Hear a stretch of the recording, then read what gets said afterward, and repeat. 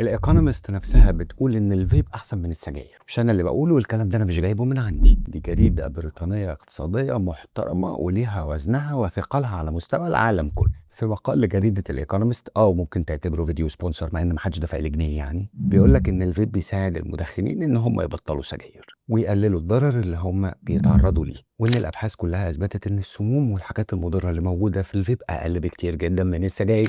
لو انت بتستخدم الفيب الفيب مش مثالي، بس ضرره اقل بكتير قوي، وممكن يكون طريقك انك تنقذ نفسك. طبعا كل ما حد فينا يطلع يتكلم عن الموضوع ده يطلع له واحد يقول له يا عم ده الفيب بيموت، ده بيجيب ميه على الرئه، ده بيطلع ميت، ده ابن يا روح.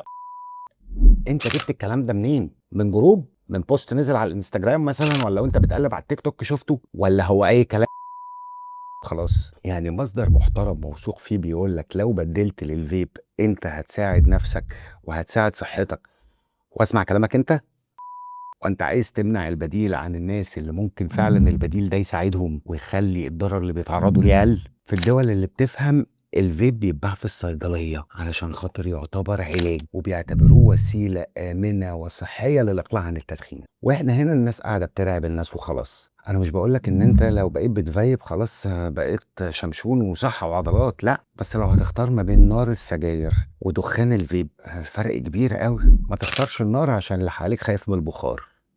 حلو، لا عجبت. شير الفيديو ده لاصحابك علشان يعرفوا الصح من الغلط فين، وتابعني هنا في القناة علشان كل الحاجات اللي بنقولها حاجات صح وموثوقة ومظبوطة. سيب المعلومة الصح توصل للناس اللي هي عايزاها. سلام.